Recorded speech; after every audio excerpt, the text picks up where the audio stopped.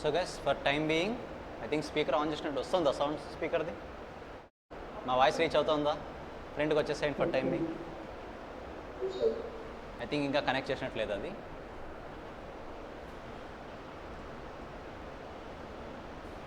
Speaker on చేయొచ్చా? వస్తుంది అది?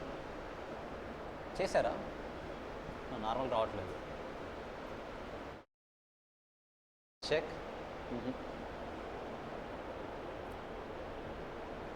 సో నౌ వస్తుందా? రీచ్ అవుతుందా వాయిస్? పర్ఫెక్ట్.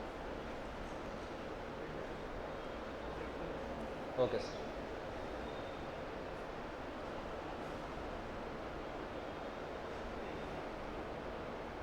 సో గైస్, మనం లాస్ట్ క్లాస్లో వచ్చేసి మెయిన్గా కాస్ట్ అంటే ఏంటి, కాస్టింగ్ అంటే ఏంటి, కాస్ట్ అకౌంటింగ్ అంటే ఏంటి చూసాం. సో నిన్నటి క్లాస్లో మెయిన్గా fixed cost bifurcation as well as variable cost bifurcation చూసాం. సో ఈరోజు క్లాస్లో ఇంకాస్త డీటెయిల్గా డిస్కస్ చేద్దాం, కొన్ని ఎగ్జాంపుల్స్ బేస్ చేసుకొని ఏది ఫిక్స్డ్ కాస్ట్, ఏది వేరియబుల్ కాస్ట్. అఫ్కోర్స్ వాటి గురించి డిస్కస్ చేద్దాం. వాటిని ఇంకా డెప్త్గా డిస్కస్ చేయాలి అంటే we need to take few more additional terminologies. So additional terminology గురించి ఈరోజు నేర్చుకుందాం. వాయిస్ క్లియర్గానే ఉందా, డిస్టర్బెన్స్గా ఉందా? క్లియర్గానే ఉందా? సో అడ్వాంటేజెస్ చూసాం, లిమిటేషన్స్ చూసాం, వేరియబుల్ కాస్ట్. నౌ సో ఇక్కడ నుంచి మనం ఈరోజు కొన్ని టర్మినాలజీస్ నేర్చుకుందాం. పర్టికులర్గా కాస్ట్లో ఉన్న టర్మినాలజీస్ నేర్చుకుందాం.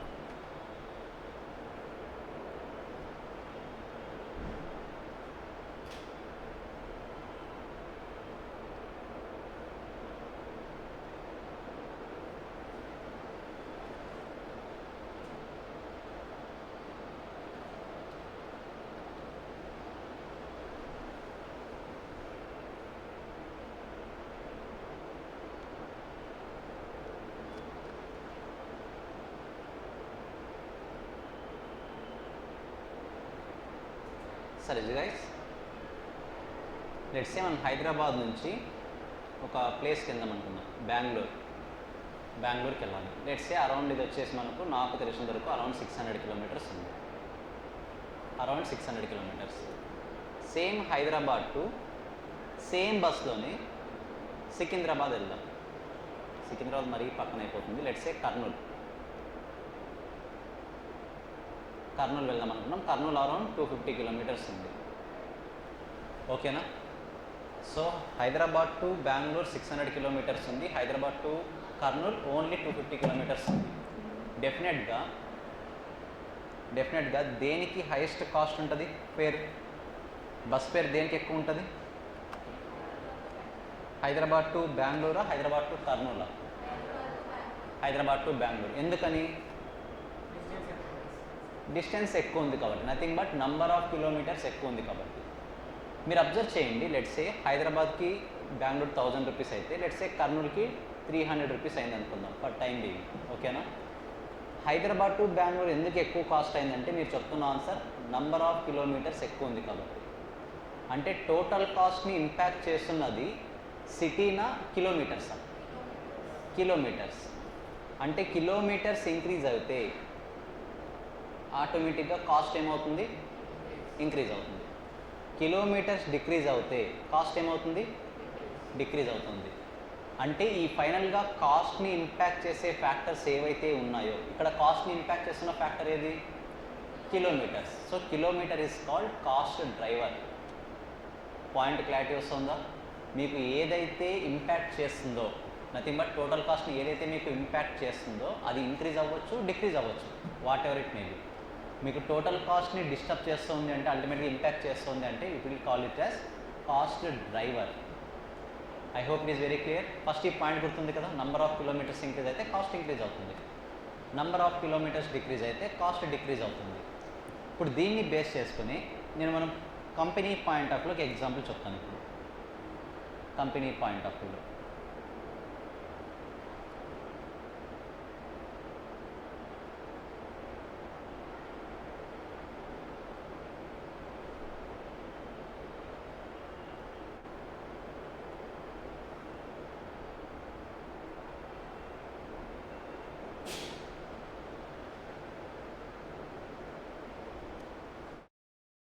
just wait.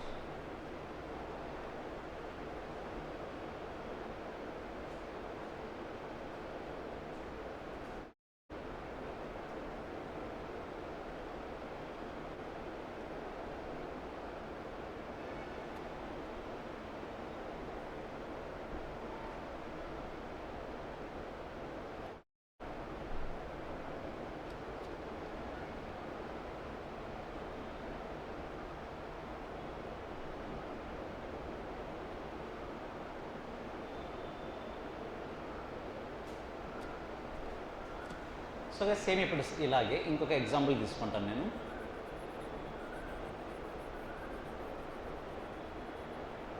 నేను ఎక్స్ అనే ప్రోడక్ట్ని ప్రొడ్యూస్ చేయాలి.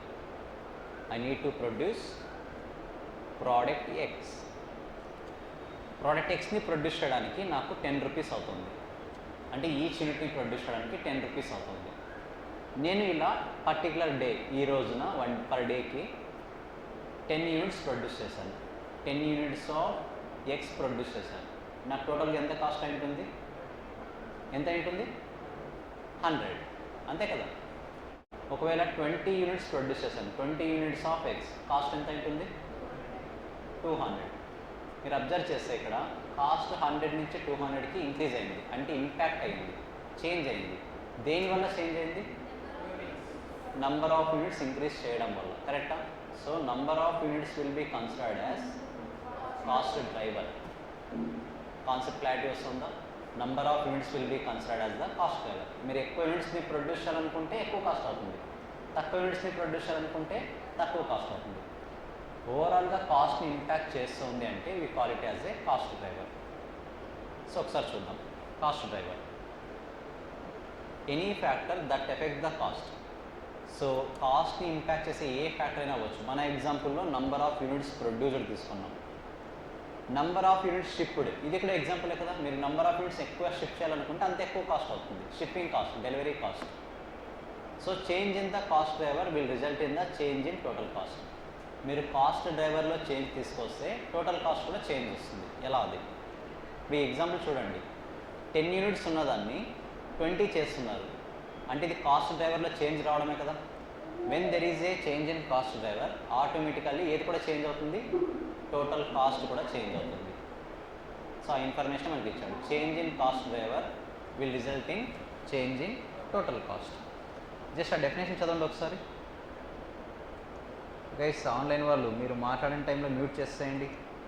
మీ సైడ్ నుంచి డిస్టర్బెన్స్ వస్తుంది. Please mute.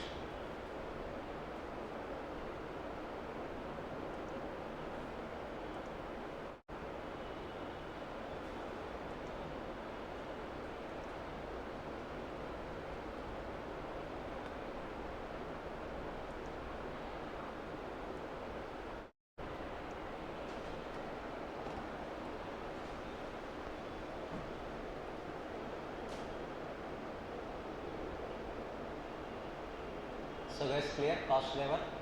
సో సింపుల్గా టోటల్ కాస్ట్ని ఇంపాక్ట్ చేస్తున్న ఏ ఫ్యాక్టర్ అయినా సరే కాస్ట్ డ్రైవర్ అనే వర్డ్ యూస్ చేస్తాం. కాస్టింగ్లో మెజారిటీ ఆఫ్ ది ప్లేసెస్లో దీని ఇంపాక్ట్ అనేది ఉంటుంది. ఓకేనా? Next, cost object. Let's say ఇక్కడ మీరు 100 రూపీస్ ఇంకర్ అయ్యారు, ఇక్కడ 200 రూపీస్ ఇంకర్ అయ్యారు. దే పర్పస్ కోసం ఇంకర్ అయ్యారు 100 rupees, 200 rupees to produce product X. So product X is called cost object. అంటే కాస్ట్ని ఇంపాక్ట్ చేస్తున్న ఏ ఫ్యాక్టర్ అయినా సరే ఏమంటాం? కాస్ట్ డ్రైవర్ అంటాం. మీరు ఏ పర్పస్ కోసం కాస్ట్ ఇంకర్ అవుతున్నారో ఆ పర్పస్ని కాస్ట్ ఆబ్జెక్ట్ అంటాం. మీరు ఓవరాల్గా కాస్ట్ ఎందుకు ఇంకర్ అవుతున్నారు? 100 రూపీస్ అవ్వచ్చు, 200 రూపీస్ అవ్వచ్చు. ఏ పర్పస్ కోసం ఇంకర్ అవుతున్నారు? మనం ఇంకర్ అవుతున్న పర్పస్ ఏంటి? To produce product X. So product X will be considered as the cost object. I hope it is very clear. Cost driver వేరు, కాస్ట్ ఆబ్జెక్ట్ వేరు. Cost driver majority of the cases numerical టర్మ్స్లో ఉంటుంది. ఓకేనా? Cost driver అనేది majority of the cases numerical టర్మ్స్లో ఉంటుంది. మీరు number of kilometres ఎక్కువ ట్రావెల్ చేస్తే ఎక్కువ కాస్ట్ అవుతుంది, నంబర్ ఆఫ్ యూనిట్స్ ఎక్కువ ప్రొడ్యూస్ చేస్తే ఎక్కువ కాస్ట్ అవుతుంది. కాస్ట్ ఆబ్జెక్ట్ అనేది మెజారిటీ ఆఫ్ ది కేసెస్ ఒక ఆబ్జెక్ట్ అయి ఉంటుంది, ఒక థింగ్ అయి ఉంటుంది. మీరు ఏ పర్పస్ కోసం కాస్ట్ ఇంకర్ అవుతున్నారు అనే పాయింట్ అయి ఉంటుంది. So cost object, anything that for which cost data is accumulated. మీరు ఏ పర్పస్ కోసం కాస్ట్ మొత్తం ఇంకర్ అవుతున్నారు, మీ ఇంకర్ అయిన కాస్ట్ మొత్తాన్ని ఎందుకు యాడ్ చేస్తున్నారు, ఏ పర్పస్ కోసం యాడ్ చేస్తున్నారు, ఆ పర్పస్ని మనము కాస్ట్ ఆబ్జెక్ట్ అంటాం. ఎగ్జాంపుల్ ప్రోడక్ట్ అవ్వచ్చు, ప్రోడక్ట్ లైన్ అవ్వచ్చు. గైస్ ప్రోడక్ట్ లైన్ అంటే ఏంటి? ఇన్ డీటెయిల్గా మనకు సబ్జెక్ట్ స్టార్ట్ అయిన తర్వాత వస్తుంది. రిలేటెడ్ కాన్సెప్ట్స్ అని, లెట్స్ సే సోప్లో ఒకే సోప్ ఉందా, డిఫరెంట్ సోప్స్ ఉన్నాయి. సో వాటన్నిటిని కూడా ఒక ప్రోడక్ట్ లైన్ అంటాం. ఓకేనా? ఒక పర్టికులర్ కస్టమర్ కోసం మీరు కాస్ట్ ఇంకర్ అవుతున్నారు. లెట్స్ సే మీకు ఒక మెకానిక్ షాప్ ఉంది అనుకుందాం, రిపేర్ షాప్. పర్టికులర్ కస్టమర్ వాళ్ళ వెహికల్ని తీసుకొచ్చాడు, సమ్ ఇష్యూ ఉందని చెప్పాడు. మీరు ఆ ఇష్యూని రిజాల్వ్ చేయడానికి మీరు ఓన్గా సమ్ కాస్ట్ ఇంకర్ అయ్యారు. మీరు కాస్ట్ ఎందుకు ఇంకర్ అయ్యారు ఇప్పుడు? కస్టమర్ కోసం. So customer is called cost object. ఓకేనా? Customer is called cost object. So particular job కోసం అవ్వచ్చు, లేదా పర్టికులర్ ఆర్గనైజేషన్ బిజినెస్ యూనిట్స్ అవ్వచ్చు, నథింగ్ బట్ బ్రాంచ్ కోసం అవ్వచ్చు. లెట్స్ సే మీకు హైదరాబాద్లో మెయిన్ బ్రాంచ్ ఉంది, ఇంకొక ప్లేస్లో ఎక్కడో పూణేలో ఇంకొక బ్రాంచ్ ఉంది. మీకు హైదరాబాద్ బ్రాంచ్కి సేల్స్ బాగా జరుగుతున్నాయి, పూణే బ్రాంచ్కి సేల్స్ జరగట్లేదు. ఇప్పుడు పూణే బ్రాంచ్ని ఎలానే సరే ప్రమోట్ చేయాలని చెప్పేసి పూణే బ్రాంచ్కి మీరు అడ్వర్టైజ్మెంట్ కాస్ట్ ఇంకర్ అవుతున్నారు. మెయిన్ బ్రాంచ్గా. సో ఇప్పుడు అడ్వర్టైజ్మెంట్ కాస్ట్ ఎవరి పర్పస్ కోసం ఇంకర్ అవుతున్నారు అంటే ఆన్సర్ ఏంటి? Pune branch. So Pune will be considered as cost object. Clarity వస్తుందా? Pune will be considered as cost object. మీరు ఎవరి పర్పస్ కోసం, ఏ పర్పస్ కోసం అయితే కాస్ట్ ఇంకర్ అవుతున్నారో that will be considered as cost object. Cost driver అంటే ఏంటి? మీరు ఇంకర్ అవుతున్న కాస్ట్ని ఇంపాక్ట్ చేసే ఫ్యాక్టర్ని కాస్ట్ డ్రైవర్ అంటాం. ఏ పర్పస్ కోసం ఇంకర్ అవుతున్నారో దాన్ని కాస్ట్ ఆబ్జెక్ట్ అంటాం. రెండింటిని క్లియర్గా అనలైజ్ చేయండి ఒకసారి, కన్ఫ్యూజన్ ఉండకూడదు. టూ కాన్సెప్ట్స్లో కన్ఫ్యూజన్ అన్నది ఉండకూడదు.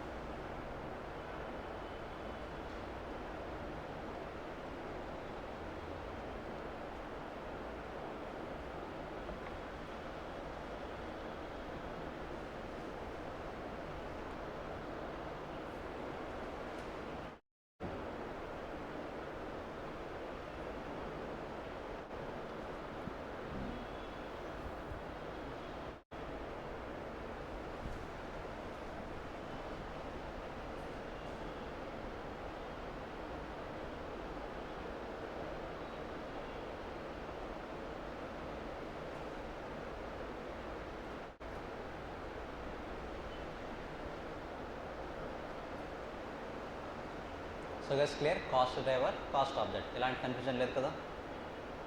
త్వరగా కంప్లీట్ చేసేయండి.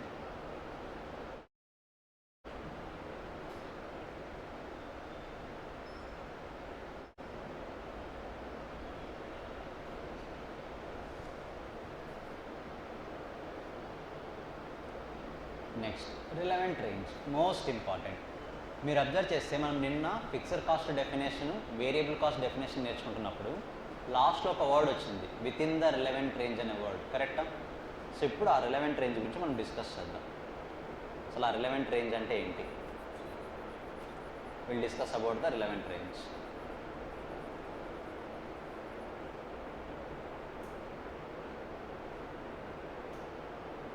So guys assume this is the class room. As of now దీని స్ట్రెంత్ వచ్చేసి 10 మెంబర్స్ అనుకుందాం. ఓకేనా? 10 మెంబర్స్. నేను రెంట్ ఎంత పే చేస్తున్నా? 10,000 రూపీస్ పే చేస్తున్నా. సో మ్యాక్సిమం క్లాస్ 10th వచ్చేసి 10 మెంబర్స్. ఓకేనా?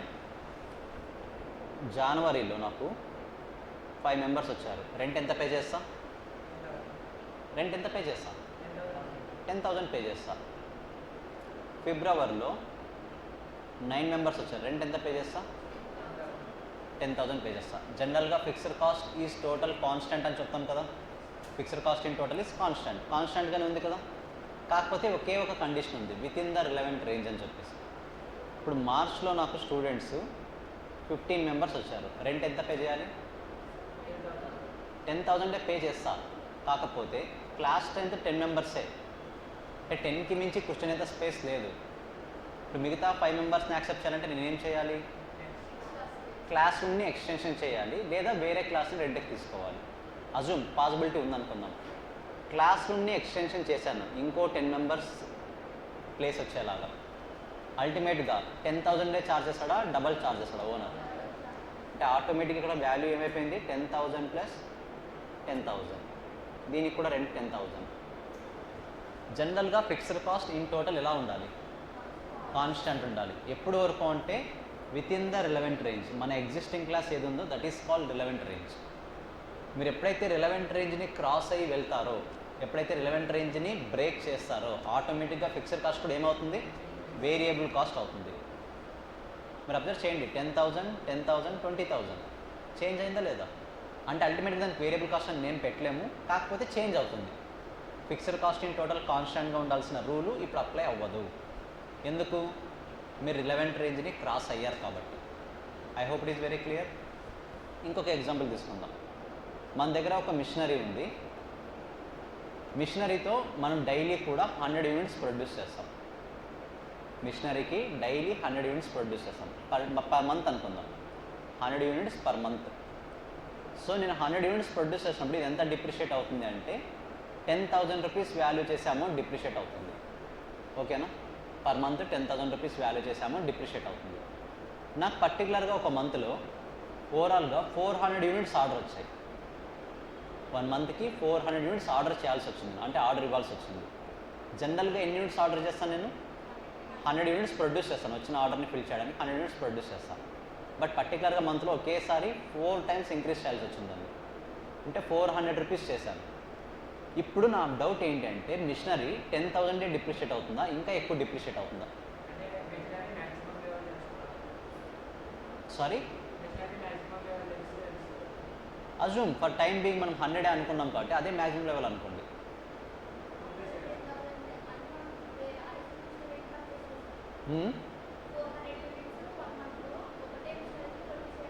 Same machinery. సో డిప్రిషియేషన్ కూడా ఏమవుతుంది, ఇంక్రీజ్ అవుతుంది. డెఫినెట్గా మిషనరీ ఎక్కువ మనకు వియర్ అండ్ టీర్ అయినట్టే కదా దాని మీనింగ్. అంటే మిషనరీని ఎక్కువ యూజ్ చేసినట్టే కదా. అల్టిమేట్గా ఏమవుతుంది, ఎక్కువ డిప్రిషియేట్ అవుతుంది. సో మరి ఇంతకుముందు 10,000 కాన్స్టెంట్గా ఉండేది, ఇప్పుడు ఎందుకు చేంజ్ అయిందంటే మెయిన్ రీజన్ ఒకటే, you have crossed the relevant range. నువ్వు ఎప్పుడైతే రిలవెంట్ రేంజ్ని క్రాస్ అవుతావో fixed cost in total constant అనేది అప్లికేబుల్ అవ్వదు. ఇప్పుడు మరి దీని మీనింగ్ ఏంటి సార్? కాస్టింగ్లో మనం నేర్చుకునే ప్రతి కాన్సెప్ట్ కూడా క్వశ్చన్లో చెప్పినా చెప్పకపోయినా we're within the relevant range. ఇప్పుడు దాన్ని అజంప్షన్ బేస్ చేసుకుని మనం కాస్ట్ బిహేవియర్ కాన్సెప్ట్ని ఎస్టాబ్లిష్ చేసాం. పాయింట్ క్లారిటీ వస్తుందా? కాస్ట్ బిహేవియర్లో fixed cost in total is constant, variable cost per unit is also constant. కరెక్టా? Fixed cost per unit changes, variable cost in totals also changes. ఈ 4 factors కూడా implied meaning ఏంటి, we're within the relevant range. ఆ relevant రేంజ్లో ఉన్నామనే కాన్సెప్ట్ని base చేసుకుని establish చేసింది. So once relevant range cross అయింది అంటే ఒక్కొక్క కాస్ట్ ఒక్కొక్క విధంగా బిహేవ్ చేయొచ్చు. అది డిపెండ్స్, ఎలా బిహేవ్ చేస్తున్నారో depends. For time being with in the relevant రేంజ్లో ఉన్నంత వరకు మాత్రమే it is accepted. I hope it is very clear. ఇప్పుడు ఈ క్లాస్లో చూడండి, జాన్వర్లో 10 మెంబర్స్ వరకు మ్యాక్సిమం క్యాపబిలిటీ ఉంది. 10 ఈజ్ కాల్డ్ రిలవెంట్ రేంజ్. ఓకేనా? విత్ ఇన్ 10 మెంబర్స్ వరకు ఉన్నది రిలవెంట్ రేంజ్. జాన్వర్లో ఎంతమంది వచ్చారు మన స్టూడెంట్స్? 5 మెంబర్స్. ఫిబ్రవరిలో 9 members. So 5 and 9 is called activity level.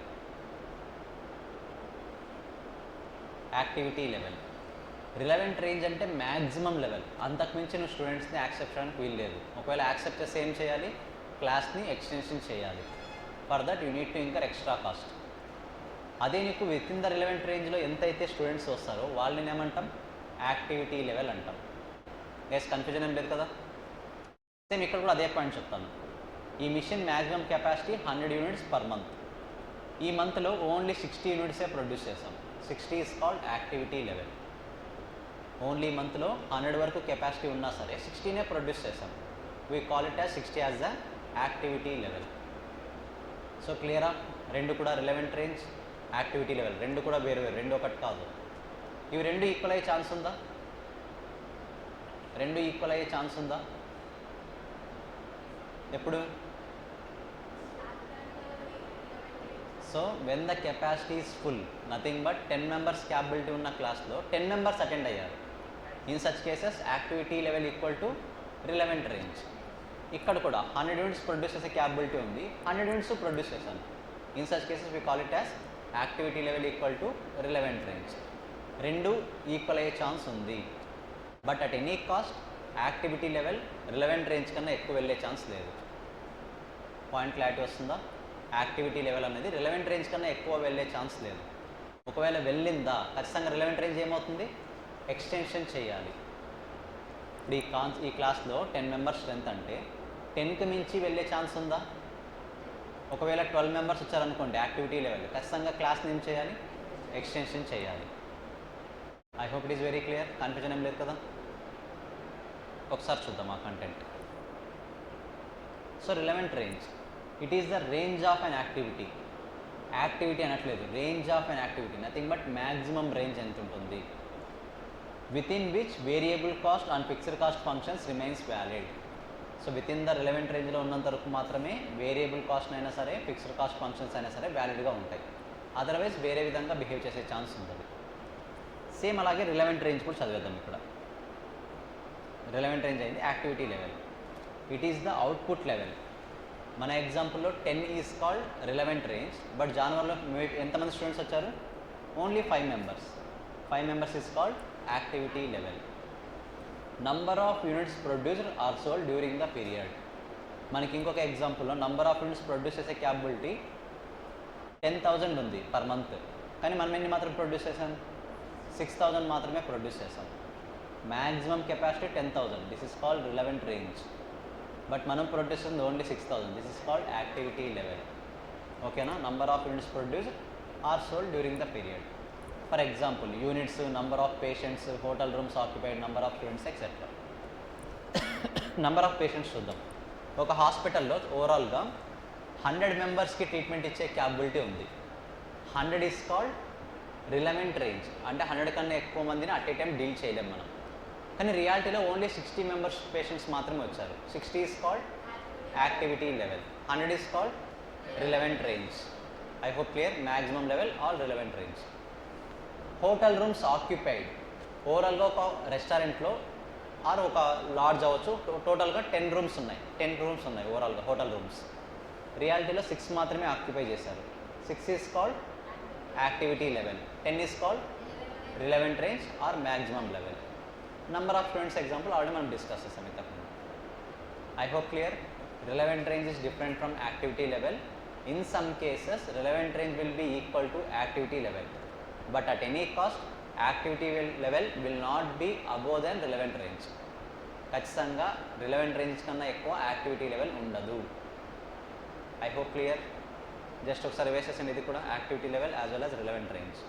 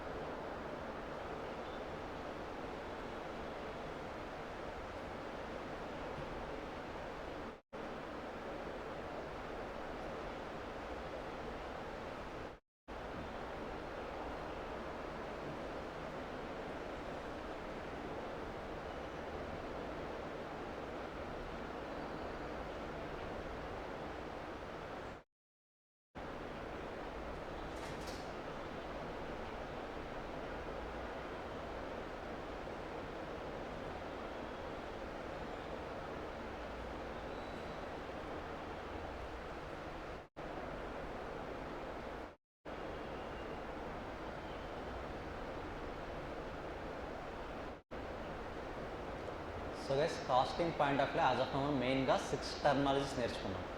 ఒకటి, irrespective of number of units కాన్స్టెంట్గా పే చేసే మనీని ఫిక్స్డ్ కాస్ట్ అంటాం. నంబర్ ఆఫ్ యూనిట్స్ ఇంక్రీజ్ అయితే ప్రపోర్షనల్గా ఇంక్రీజ్ అయ్యే కాస్ట్ని వేరియబుల్ కాస్ట్ అని నేర్చుకున్నాం. Main 2 differences, fixed cost, variable cost. తర్వాత కాస్ట్ బిహేవియర్ నేర్చుకున్నాం. కాస్ట్ బిహేవియర్లో ఏముంటుంది? Fixed cost in total is constant, per unit changes, but ఏ రిలేషన్లో చేంజ్ అవుతుంది? Inverse relationship or indirect relationship. అదే వేరియబుల్ కాస్ట్ పర్ యూనిట్ అయితే కాన్స్టెంట్ ఉంటుంది, టోటల్ అయితే చేంజ్ అవుతుంది, కాకపోతే డైరెక్ట్ రిలేషన్షిప్లో చేంజ్ అవుతుంది. ఫస్ట్ ఇవి డిస్కస్ చేసాం. తర్వాత మెయిన్గా మనకు ఫిక్స్డ్ కాస్ట్లో 2 కేటగిరీస్ ఉంటాయని నేర్చుకున్నాం. ఏదేది? Committed cost, discretionary cost. Committed cost అంటే ప్రీవియస్ మేనేజ్మెంట్ ఒక కమిట్మెంట్ ఇచ్చేసి ఉంటాడు, న్యూ మేనేజర్ దాన్ని ఏం చేయలేడు, కమిటెడ్ కాస్ట్. డిస్క్రిషనరీ కాస్ట్ అంటే if you want you can alter the values, alter the అగ్రిమెంట్ని కూడా చేంజ్ చేసుకోవచ్చు అవసరమైతే. This is called discretionary fixed cost. ఇది నిన్నటి క్లాస్ వరకు నేర్చుకున్నది. ఈరోజు క్లాస్లో మనం మెయిన్గా 4 టర్మినాలజీస్ నేర్చుకున్నాం. First one is cost driver. Any factor which effect the total cost is considered as cost driver. Example number of units అలాంటివి అవ్వచ్చు. కాస్ట్ ఆబ్జెక్ట్ అయితే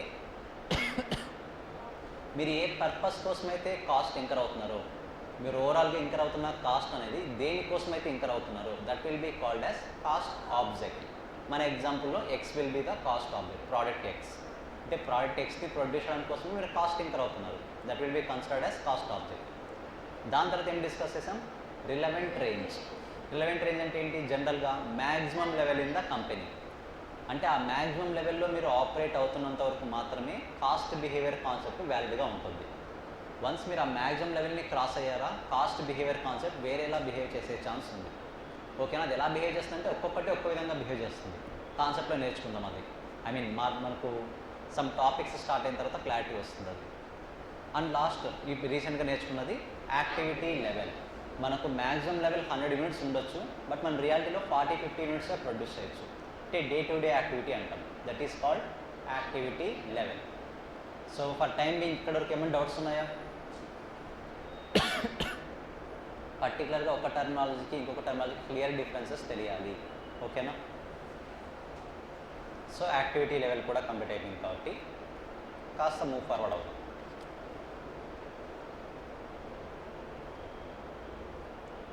రెవెన్యూ. సింపుల్గా రెవెన్యూ అంటే ఏంటి, ప్రాఫిట్ అంటే ఏంటి, కాస్ట్ అంటే ఏంటి క్లారిటీ ఉండాలి. చాలామంది రెవెన్యూ ప్రాఫిట్ రెండు ఒకటే అనుకుంటారు, but the answer is no. Let's say కాస్ట్కి మీరు కనుక ప్రాఫిట్ యాడ్ చేస్తే దీన్నే మనము సెల్లింగ్ ప్రైస్ అంటాం. ఆ సెల్లింగ్ ప్రైస్ నుంచి వచ్చే మనీనే రెవెన్యూ అంటాం జనరల్గా. క్లారిటీ వస్తుందా? Let me take one example. నేను ఒక ప్రోడక్ట్ని ప్రొడ్యూస్ చేయడానికి 10 రూపీస్ కాస్ట్ ఇంకర్ అయ్యాను, 5 రూపీస్ ప్రాఫిట్ యాడ్ చేసుకొని 15 రూపీస్కి సేల్ చేస్తున్నా. ఓకేనా? ఇలా నేను 10 యూనిట్స్ సేల్ చేశాను. 10 యూనిట్స్ అంటే 10 యూనిట్స్ ఈచ్ వన్ 15 రూపీస్కి సేల్ చేయడం ద్వారా నాకు ఎంత మనీ వస్తుంది? 150. ఆ 150 ఎలా వస్తుంది చెప్పండి ఒకసారి? 10 ఇంటూ 15. 10 ఏంటి? Number of units. 15 ఏంటి? Selling price per unit. అంతే కదా? That will give you total sale price or revenue. Clarity వస్తుందా రెవెన్యూ అంటే ఏంటనేది? సో రెవెన్యూ అంటే మీరు పర్టికులర్గా ప్రోడక్ట్ని సేల్ చేయడం ద్వారా మీకు వచ్చిన క్యాష్ ఇన్ఫ్లో. ఒక ప్రోడక్ట్ని సేల్ చేసిన తర్వాత మీ చేతికి ఏదైతే క్యాష్ ఇన్ఫ్లోగా వస్తుందో that will be called as revenue. It is completely different from the profit. మీరు సేల్ చేయడం వల్ల ఎంత ప్రాఫిట్ వచ్చింది మీకు? 10 యూనిట్స్ సేల్ చేశారు, ఈచ్ యూనిట్ మీద ప్రాఫిట్ ఎంత వచ్చింది? 5 rupees. So 50 is called profit. 50 is called profit. Profit is different from revenue. రెండు కూడా ఒకటి కాదు. చాలామంది రెండు ఒకటే అనే మిస్కన్సెప్షన్లో ఉన్నారు. కరెక్ట్ కాదు. ప్రాఫిట్ వేరు, కాస్ట్ వేరు. ప్రాఫిట్ వేరు, రెవెన్యూ వేరు. కాస్ట్ అల్టిమేట్గా డిఫరెంట్ థింగ్, అసలు అది సంబంధమే లేదు అక్కడికి. ఓకేనా?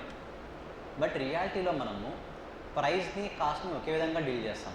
అది కరెక్ట్ కాదు. లెట్స్ సే మనం ఏదైనా ఒక ప్రోడక్ట్ని కొనుక్కొని వచ్చామంటే, పర్చేస్ చేసుకొని వచ్చామనుకోండి, ప్రైస్ ఎంత అని అడుగుతాం. కొన్నిసార్లు ఎలా అడుగుతాం? కాస్ట్ ఎంత అని అడుగుతాం. రియాలిటీలో ఈ 2 వర్డ్స్ని ఇంటర్చేంజ్గా మనం యూస్ చేస్తాం, కానీ కాస్టింగ్ పాయింట్ ఆఫ్ వ్యూ వచ్చినప్పుడు కాస్ట్ వేరు, ప్రాఫిట్ వేరు, రెవెన్యూ వేరు, ప్రైస్ రెవెన్యూ ఆల్మోస్ట్ రెండు ఒకటే. సో ప్రైస్నే రెవెన్యూ అని చాలాసార్లు పిలుస్తాం. ఓకేనా? ప్రైస్ వేరు, కాస్ట్ వేరు. సేమ్ అలాగే ప్రాఫిట్ వేరు, రెవెన్యూ వేరు. అన్నీ కూడా వేరు వేరు. క్లారిటీ ఉంది కదా డిఫరెన్సెస్ అన్నింటికి కూడా? కాస్ట్ అంటే మనం ఇంకర్ అయ్యేది, ఆ కాస్ట్కి ప్రాఫిట్ యాడ్ చేసుకుంటే మనకు వచ్చేది revenue. I hope it is very clear. So ఇంకాస్త డీటెయిల్గా వెళ్తే అసలు ఈ టోటల్ సెల్లింగ్ ప్రైస్కి టోటల్ రెవెన్యూకి డిఫరెన్స్ ఏంటి? నేను ప్రోడక్ట్ ఎంతకు సేల్ చేస్తున్నానని చెప్పాను? ఈచ్ ప్రోడక్ట్ని ఎంతకు సేల్ చేస్తున్నాను? 15 రూపీస్. ఎన్ని యూనిట్స్ సేల్ చేస్తున్నాను? 10. అంటే ఓవరాల్గా నేను ఎంత వస్తుందని ఎక్స్పెక్ట్ చేశాను? 150. బట్ రియాలిటీలో మీలాంటి కస్టమర్ వచ్చారు, you are the expert in bargaining. ఓవరాల్గా అది 14 రూపీస్కే బార్గెన్ చేశారు నా దగ్గర. ఎన్ని యూనిట్స్ సేల్ చేశాను? 10. ఈచ్ వన్ ఎంతకు సేల్ చేశాను? 14. నాకు ఎంత వస్తుంది? This is called revenue. 150 is called total selling price. 140 is called revenue. ఎందుకు రెవెన్యూ తక్కువ వచ్చింది? బార్గెయిన్ చేశారు కాబట్టి. నేను ఫిక్స్ చేసింది 15 రూపీసే, కానీ కొన్నిసార్లు 15 కన్నా తక్కువ సేల్ చేయాల్సి వస్తుంది. నీకు క్యాష్ ఇన్ఫ్లోగా ఏది వస్తుందో that will be called as revenue. Only cash ఇన్ఫ్లోగా నీకు ఏది వస్తుందో అది మాత్రమే రెవెన్యూ. కన్ఫ్యూజన్ ఏం లేదు కదా? Clear? So inflow of assets. Assets అంటే ఏంటి ఇక్కడ? Cash. Cash will be the asset for you. Inflow of assets received in exchange of products and services. నువ్వు నీ దగ్గర ఉన్న ప్రోడక్ట్ని ఎక్స్చేంజ్ చేసుకొని నువ్వు క్యాష్ ఇన్ఫ్లోగా ఏదైతే తీసుకుంటావో that will be called as revenue. ఎలా వస్తుంది అది? Sum of the price multiplied with the number of units sold. అదే కదా ఫార్ములా రాసాం మనం ఇక్కడ. Number of units into selling price per unit.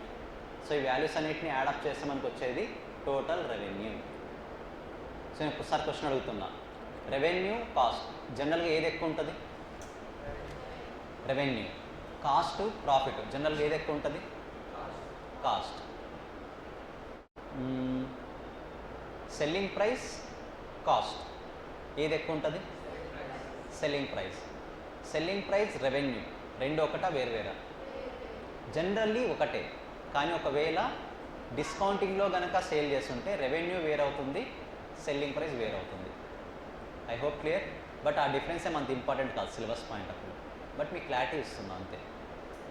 I hope it is very clear. ఏమైనా doubt ఉందా ఈ పాయింట్ ఆఫ్ వ్యూలో? రెవెన్యూ అంటే ఏంటనేది.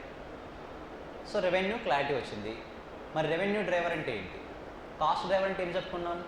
కాస్ట్ని ఇంపాక్ట్ చేసే ఏ ఫ్యాక్టర్ అయినా సరే కాస్ట్ డ్రైవర్ అన్నాం. ఇప్పుడు కూడా అంతే, రెవెన్యూని ఇంపాక్ట్ చేసే ఏ డ్రైవర్ అయినా సరే రెవెన్యూ డ్రైవర్ అని అంటాం. జనరల్గా ఇక్కడ 2 పాయింట్స్ ఉంటాయి మెయిన్గా. ఒకసారి క్లారిటీ ఇస్తాను ఆ పాయింట్ కూడా.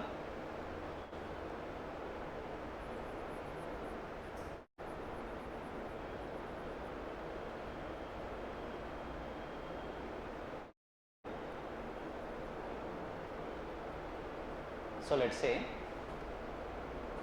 10 యూనిట్స్ సేల్ చేస్తున్నా, ఈచ్ వన్ 15 రూపీస్ సేల్ చేస్తున్నా, 150. ఓకేనా? ఒకవేళ అదే 10 యూనిట్స్ 14 రూపీస్కే సేల్ చేస్తాను, ఎంత వస్తుంది? 140.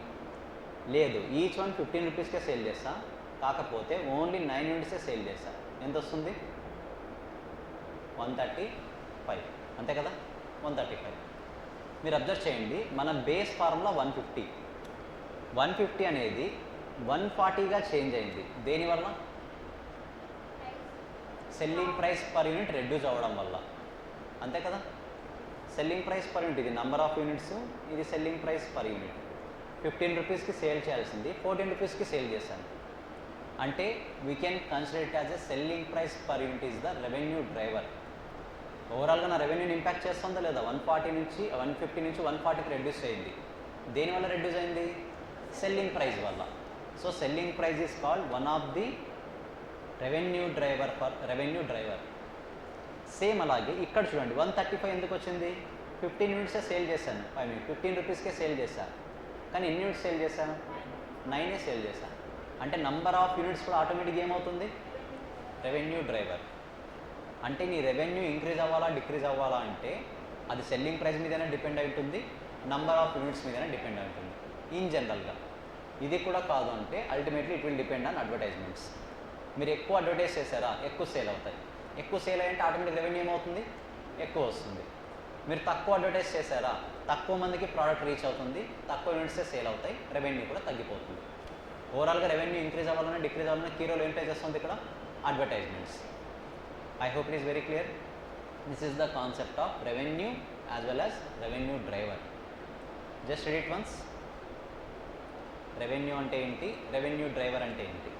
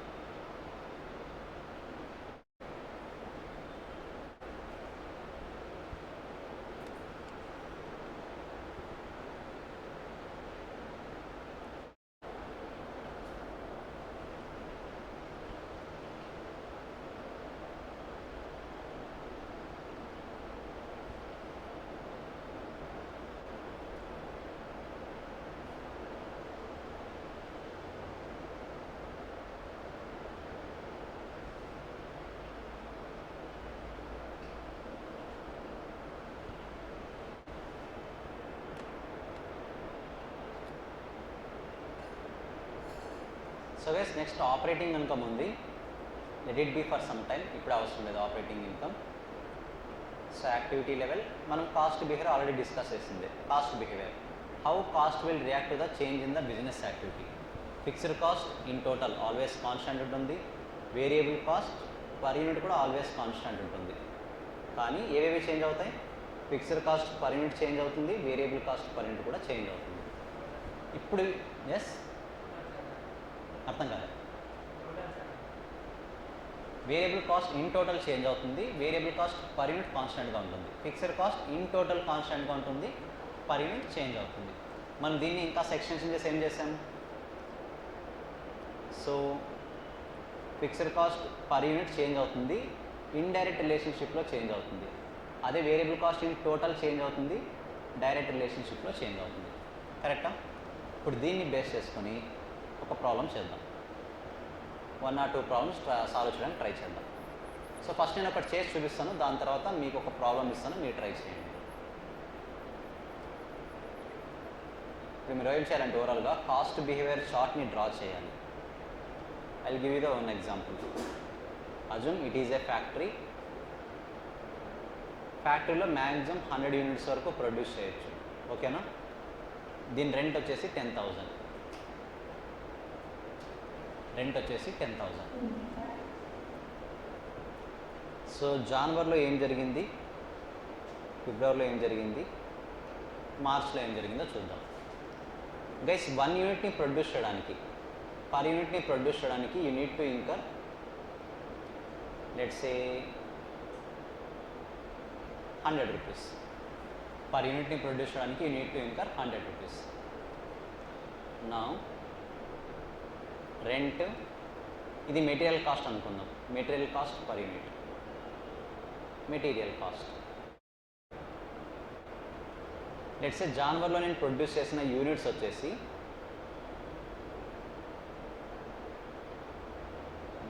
20 యూనిట్స్, 40 యూనిట్స్, 80 యూనిట్స్. సో జనవరిలో 20 ప్రొడ్యూస్ చేస్తాం, ఫిబ్రవరిలో 40 ప్రొడ్యూస్ చేస్తాం, మార్చ్లో 80 ప్రొడ్యూస్ చేస్తాం. గైస్ ఫస్ట్ చూడండి, నేను టైం ఇస్తాను రాసుకోవడానికి. జనవరిలో ఎంత ప్రొడ్యూస్ చేసినా సరే రెంట్ ఎంత పే చేస్తాను నేను? ఫిబ్రవరిలో, మార్చ్లో 10,000. కరెక్టా? టోటల్ రెంట్ ఇది. నా రెంట్ పర్ యూనిట్, దాన్ని మనం ఇన్ జనరల్గా ఫిక్స్డ్ కాస్ట్ పర్ యూనిట్ అందాం. దాన్ని కూడా నోట్ ఆన్ చేద్దాం. Fixed cost per unit, variable cost per unit, total variable cost. So guys క్లియర్గా అనలైజ్ చేయండి. Per unit, first variable cost per unit చూడండి. నేను 20 యూనిట్స్ ప్రొడ్యూస్ చేసినా సరే ఈచ్ యూనిట్కి ఎంత ఇంక రావాలి? 100 రూపీస్. నేను 20 యూనిట్స్ ప్రొడ్యూస్ చేసినా ఈచ్ యూనిట్ 100 ఇంక రావాలి. 40 ప్రొడ్యూస్ చేసినా 100 ఇంక రావాలి. 80 ప్రొడ్యూస్ చేసినా కూడా 100 రూపీసే ఇంక రావాలి. అంతే కదా పర్ యూనిట్ని ప్రొడ్యూస్ చేయడానికి. మరి జనవరిలో 20 యూనిట్స్ ప్రొడ్యూస్ చేసా, ఈచ్ యూనిట్ని ప్రొడ్యూస్ చేయడానికి 100 రూపీస్ అయింది. టోటల్ కాస్ట్ ఎంత అవుతుంది? 2,000. ఇక్కడ 4,000, ఇక్కడ 8,000. I hope it is very clear. మీరు అబ్జర్వ్ చేస్తే total fixed cost, variable cost per unit both are constant. ఇక్కడ కాన్స్టెంట్, ఇక్కడ కాన్స్టెంట్. ఇక్కడ ఏమవుతుంది? చేంజ్ అవుతుంది. ఫిక్స్డ్ కాస్ట్ పర్ యూనిట్ కూడా చూద్దాం. ఎలా వస్తుంది fixed cost per unit? Total fixed cost divided by number of units. Total fixed cost ఏమో 10,000. 10,000 డివైడెడ్ బై 20, 500. ఒకసారి కన్ఫర్మ్ చేయండి. క్యాలిక్యులేటర్ రెడీగా ఉండాలి. 500. Same 10,000 divided by 40, 250. 10,000 divided by 80, 125. So ఇది కూడా ఏమవుతుంది? చేంజ్ అవుతుంది. But the main thing is total variable cost change అవుతుంది, డైరెక్ట్ రిలేషన్షిప్లో చేంజ్ అవుతుంది. నంబర్ ఆఫ్ యూనిట్స్ ఇంక్రీజ్ అవుతూ ఉంటే టోటల్ వేరియబుల్ కాస్ట్ ఇంక్రీజ్ అవుతుంది. Total fixed cost per unit ఏమవుతుంది? చేంజ్ అవుతుంది, కాకపోతే ఇండైరెక్ట్ రిలేషన్షిప్లో చేంజ్ అవుతుంది. నంబర్ ఆఫ్ యూనిట్స్ ఇంక్రీజ్ అవుతూ ఉంటే ఫిక్స్డ్ కాస్ట్ పర్ యూనిట్ ఏమవుతుంది? రెడ్యూస్ అవుతూ వస్తుంది. సో ఫస్ట్ ఒకసారి మొత్తం డేటా నోట్ డౌన్ చేయండి. ఎప్పటికప్పుడు ఈ డేటా యాజ్ ఇట్ ఈస్గా గుర్తుండాలి. అంటే నంబర్స్ చెప్పట్లేదు నేను, నాట్ అబౌట్ నంబర్స్. కాన్సెప్ట్ ఏది కాన్స్టెంట్ ఉంటుంది, ఏది చేంజ్ అవుతుంది. జస్ట్ ఒకసారి నోట్ డౌన్ చేయండి. నేను ఒక ప్రాబ్లం ఇస్తాను, మీరు సేమ్ ఇదే ట్రై చేయాలి. ఇప్పుడు జస్ట్ ఫస్ట్ ఇది నోట్ డౌన్ చేయండి.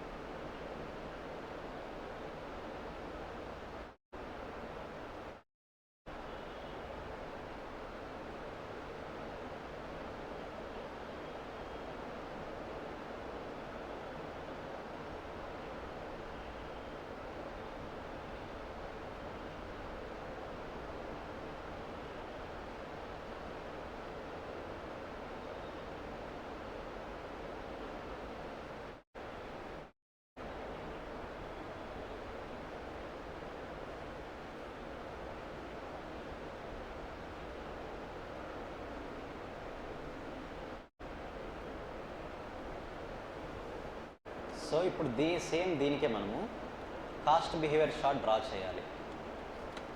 సో నేను ఇప్పుడు చిన్నగా ట్రై చేస్తాను, మీరు నెక్స్ట్ ప్రాబ్లం కూడా సేమ్ అలాగే ట్రై చేయండి. So cost behaviour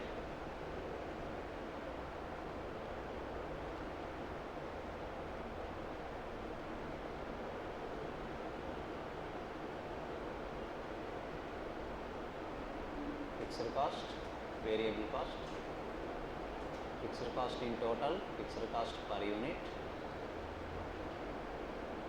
variable cost in total, variable cost per unit. So fixed cost in total ఎలా ఉంది? 10,000, ఏమీ చేంజ్ అవ్వట్లేదు, ఇంతే fix. Variable cost per unit ఎంత ఉంది? 100, ఇది కూడా ఏమీ చేంజ్ అవ్వట్లేదు, fix. Fixed cost per unit change ఎలా అవుతుంది? 500, 250, 125. సో చేంజ్ అవుతుందని ఆటోమేటిక్గా ఇండికేట్ చేస్తున్నాం. వేరియబుల్ కాస్ట్ ఇన్ టోటల్ కూడా చేంజ్ అవుతుంది. ఎలా చేంజ్ అవుతుంది?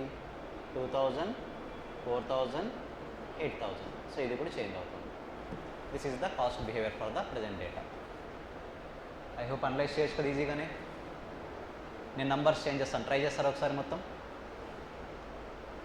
సో నంబర్ ఆఫ్ యూనిట్స్ 100 కాకుండా ఇది చేంజ్ చేస్తాను, ఇది కూడా చేంజ్ చేస్తాను.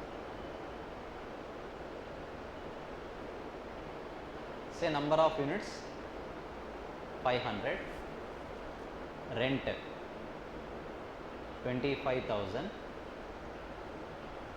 మెటీరియల్ కాస్ట్ పర్ యూనిట్ వచ్చేసి ఈ యూనిట్ని ప్రొడ్యూస్ చేయాలంటే unit to incur 50 rupees. Use calculators, కాస్త వాల్యూస్ చేంజ్ అవుతూ ఉంటాయి. Use calculators. ఇప్పుడు నేను సేమ్ డేటా స్క్రీన్ మీద ఏదైతే ఉందో ఆ డేటా మొత్తం మీరు చేయాలి. డేటా మొత్తం యాజ్ ఇట్ ఈస్గా చేయాలి.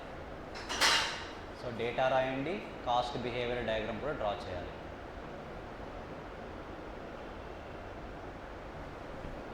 Just right.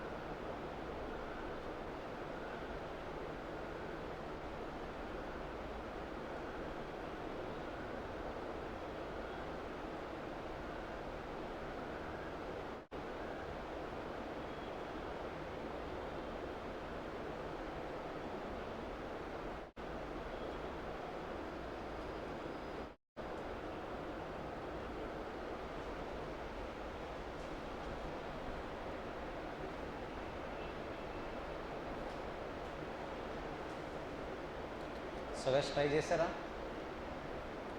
ఏదో ఒకసారి పర్ యూనిట్ ఎంత వచ్చాయో మాత్రం చెప్పండి. లెట్స్ సే నేను డైరెక్ట్గా చార్ట్ డ్రా చేస్తున్నా, ఆ వాల్యూస్ మాత్రం నాకు ఒకసారి ఇన్ఫార్మ్ చేయండి. So fixed cost in total always 25,000 కాన్స్టెంట్గానే ఉంటుంది. What about per unit? ఎంత వచ్చింది per unit? 1250. Next 625, 312.5. Variable cost per unit always constant ఎంత? 50. ఇన్ టోటల్ ఎలా చేంజ్ అయింది? 1000. Next 2000. Next 4000. So this is the cost behaviour. So majority of the కేసెస్లో చెప్పాను కదా, ఈ కాన్సెప్ట్ కనుక ఏది ఫిక్స్డ్ కాస్ట్ ఏది వేరియబుల్ కాస్ట్ క్లారిటీ వచ్చిందంటే ఆల్మోస్ట్ చాలా చాప్టర్స్లో మనకు ఉన్న కన్ఫ్యూజన్స్ అన్నీ కూడా సాల్వ్ అయ్యే ఛాన్స్ ఉంటుంది. మీరు ఫిక్స్డ్ కాస్ట్ని వేరియబుల్ కాస్ట్ని బైఫర్గెట్ చేయలేకపోతున్నారంటే ultimately it will be the most difficult subject. ఓకేనా? మనకు అకౌంట్స్లో ఏది డెబిట్ ఏది క్రెడిట్ ఎలా బైఫర్గెట్ చేయడం ఎంత ఇంపార్టెంటో, కాస్టింగ్లో ఏది ఫిక్స్డ్ కాస్ట్ ఏది వేరియబుల్ కాస్ట్ బైఫర్గెట్ చేయడం కూడా అంతే ఇంపార్టెంట్. ఓకేనా? సో గైస్ ఒకసారి ఫైనల్గా రివైజ్ చేద్దాం టిల్ నౌ ఏమేమి డిస్కస్ చేసామన్నది. So from last 3 classes first మనము కాస్ట్ అంటే ఏంటో చూసాం. It is a numeric term.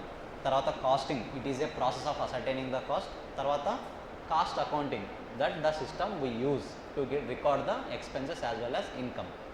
దీని తర్వాత మెయిన్గా మనము కాస్ట్లో ఏది ఫిక్స్డ్ కాస్ట్ ఏది వేరియబుల్ కాస్ట్ చూసాం. ఫిక్స్డ్ కాస్ట్ అంటే irrespective of number of units మనం కాన్స్టెంట్గా పే చేసే ఒక పేమెంట్. అదే వేరియబుల్ కాస్ట్ అయితే నంబర్ ఆఫ్ యూనిట్స్కి ప్రపోర్షనేట్గా చేంజ్ అయ్యే టోటల్ కాస్ట్. సో క్వశ్చన్లో ఏమీ చెప్పలేదు ఫిక్స్డ్ కాస్ట్ అనే వర్డ్ యూస్ చేసాడు అంటే it is assumed to be total fixed cost. క్వశ్చన్లో ఏమీ చెప్పలేదు జస్ట్ వేరియబుల్ కాస్ట్ అనే వర్డ్ మాత్రమే యూస్ చేస్తాడు అంటే it is assumed to be variable cost per unit. ఎలా గుర్తుంచుకోవాలి ఇవి రెండు? Fixed cost in total variable cost per unit రెండు కూడా కాన్స్టాంట్సే. మీరు అబ్జర్వ్ చేస్తే fixed cost in total is constant, variable cost per unit is also constant. దీని తర్వాత మరి ఎస్టర్డే క్లాస్లో ఎంతవరకు డిస్కస్ చేసాం? ఫిక్స్డ్ కాస్ట్ని ఎగ్జాంపుల్ చూసాం. ఆ ఫిక్స్డ్ కాస్ట్లో again 2 categories, committed cost, discretionary cost. Committed cost అంటే ప్రీవియస్ మేనేజర్ తీసుకున్న డిసిషన్స్ని న్యూ మేనేజర్ ఏమీ చేయలేడు. డిస్క్రిషనరీ కాస్ట్ అయితే చేంజ్ చేయగలిగే స్కోప్ ఉంటుంది. సో దానికి ఎగ్జాంపుల్స్ కూడా చూసాం. దాని తర్వాత ఈరోజు క్లాస్లో మెయిన్గా టర్మాలజీ స్టార్ట్ చేసాం. First one is cost driver. Any factor which effect the total cost is called cost driver. Next cost object, మీరు ఏ పర్పస్ కోసం అయితే కాస్ట్ ఇంకర్ అవుతున్నారో that is called cost object. మన ఎగ్జాంపుల్లో ప్రోడక్ట్ ఎక్స్. తర్వాత మెయిన్గా cost driver cost object. తర్వాత relevant range అంటే ఏంటో డిస్కస్ చేసాం. మనకు కాస్ట్ బిహేవియర్ కాన్సెప్ట్ ఏదైతే ఉందో ఆ కాన్సెప్ట్ అంతా కూడా వ్యాలిడే. ఎప్పటి వరకు? విత్ ఇన్ ద రిలవెంట్ రేంజ్లో ఉన్నంత వరకు వ్యాలిడే. దాని తర్వాత మేబీ చేంజ్ అయ్యే ఛాన్సెస్ ఉంటాయి. డెఫినెట్గా చేంజ్ అయితే కాదు, చేంజ్ అయ్యే ఛాన్సెస్ ఉంటాయి. సో రిలవెంట్ రేంజ్ తర్వాత దానికి కనెక్టెడ్గా డిస్కస్ చేసిన కాన్సెప్ట్ ఏది? Activity level. Let's say per డేకి మనకు ఒక మిషనరీ 100 యూనిట్స్ ప్రొడ్యూస్ చేస్తుంది మ్యాక్సిమం అంటే that is called relevant range. Maximum relevant range. Out of 100 per day only 40 యూనిట్సే ప్రొడ్యూస్ చేసింది. 40 is called activity level. Let's say సింపుల్గా మనం మార్క్స్ ఉన్నట్టు ఇప్పుడు costing is for 100 marks paper. 100 is called relevant range. 100 is called relevant range. మనకు అందులో 80 marks వచ్చాయి. 80 is called activity level. I hope clear. దాని తర్వాత రెవెన్యూ గురించి డిస్కస్ చేసాం. రెవెన్యూలో బైఫర్గేషన్స్ చెప్పుకున్నాం. Cost plus profit equal to selling price. Selling ప్రైస్ని మెజారిటీ ఆఫ్ కేసెస్లో రెవెన్యూ అంటాం. కాస్ట్ వేరు, సెల్లింగ్ ప్రైస్ వేరు. కరెక్టా? సో కాస్ట్కి ప్రాఫిట్ యాడ్ చేస్తే you will get the selling price. So revenue అంటే ఏంటి? మీరు నెంబర్ ఆఫ్ యూనిట్స్ ఎన్ని సేల్ చేస్తున్నారు, ఈచ్ వన్ ఎంతకు సేల్ చేస్తున్నారు, ఆ డిఫరెన్సెస్ చూసాం. సేమ్ దీన్ని కనెక్ట్ చేసుకుంటూనే ఏం డిస్కస్ చేసాం? Revenue driver. కాస్ట్ డ్రైవర్ అంటే anything which effect the cost is called cost driver. Revenue driver అంటే anything which will effect the revenue is called revenue driver. అందులో మెయిన్గా 3 టర్మ్స్ గురించి డిస్కస్ చేసాం. నంబర్ ఆఫ్ యూనిట్స్ అవ్వచ్చు, selling price అవ్వచ్చు, or advertisements అవ్వచ్చు, ఏదైనా అవ్వచ్చు. ఫర్ టైం బీయింగ్ ఆపరేటింగ్ కాస్ట్ని స్కిప్ చేసాం. ఎందుకంటే ఆపరేటింగ్ కాస్ట్ ఆపరేటింగ్ ఇన్కమ్ అర్థం అవ్వాలంటే ఇంకాస్త క్లారిటీ కావాలి. అది నెక్స్ట్ క్లాస్లో డిస్కస్ చేద్దాం. I hope clear. For time being ఇక్కడవరకు ఏమైనా డౌట్స్ ఉన్నాయో ఒకసారి రివైజ్ చేయండి. If you have any doubts yes we can discuss చేసి క్లోజ్ చేద్దాం.